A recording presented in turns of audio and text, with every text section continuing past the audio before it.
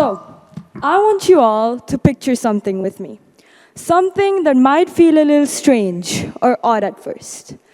Tomorrow morning, none of the businesses in the world open. No offices opening, no stores unlocking. Everything feels still, quiet. But what would still be running? Well, your fears, constantly reminding you of everything that could go wrong. Your habits, providing you a sense of comfort or familiarity. And your phone, constantly buzzing for your attention. In fact, by a quick show of hands, how many of you have checked your phone in maybe the last 10 minutes? Well, that's not just about your self-control. That's just how it's built.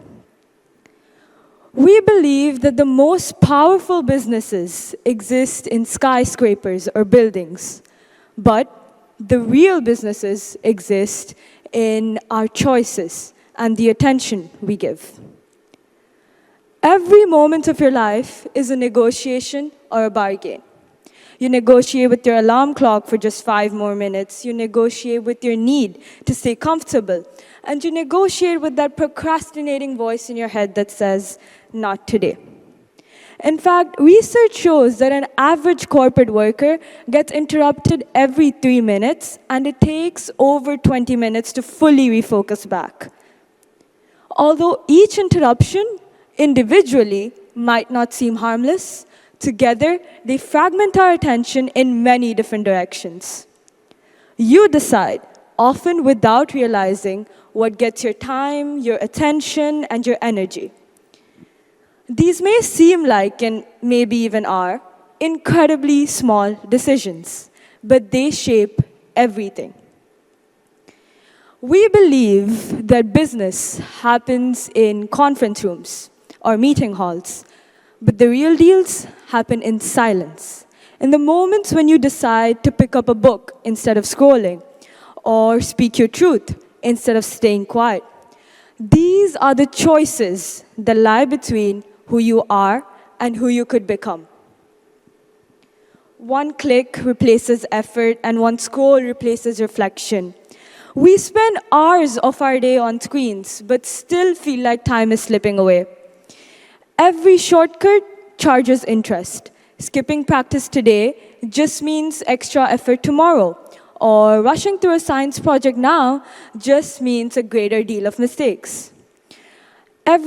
Just one more scroll adds up, and every avoided discomfort becomes future depth. Skipping a difficult conversation now only piles on the tension for later. Or not making a difficult decision now only makes the next one even harder.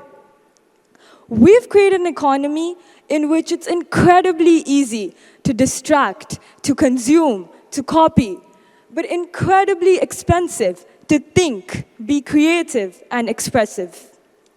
The business of everything has become optimized for comfort, not growth.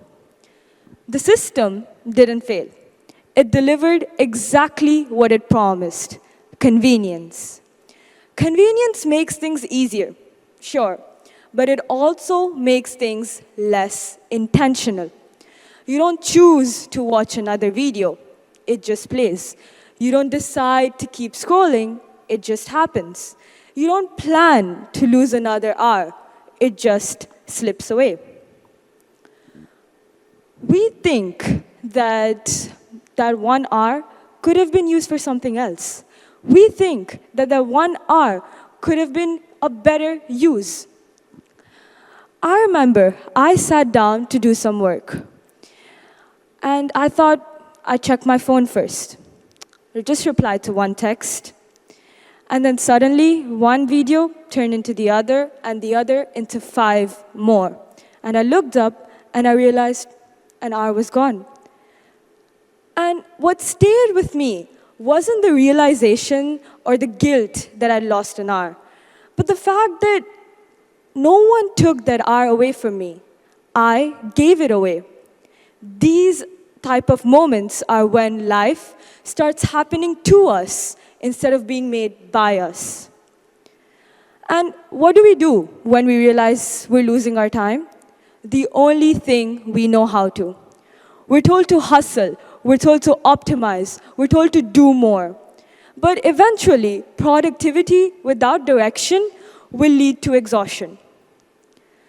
It's become common enough that even the World Health Organization has officially classified burnout as a serious work-related condition. So maybe the problem isn't that we're lazy.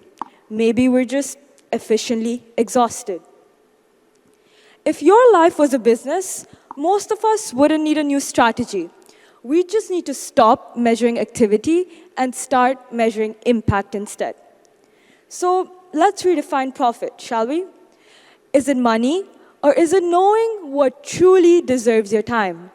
Is it growth, or is it aligned to what truly matters to you? What if it's about choosing better? What if the most successful people aren't the ones that gain the most, but the ones that waste the least of themselves? This is why it's incredibly important to understand that the goal of life isn't to fill in every moment, but to protect the few that truly matter. So, here's a simple way to start.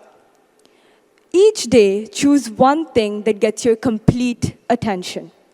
One moment, one conversation, one action, done intentionally. Because once you realize you've been negotiating your entire life, you stop giving away your most valuable assets, your time, your energy, your focus, to things that don't deserve them. So every moment, every action, every moment of attention, that's your business. Run it intentionally.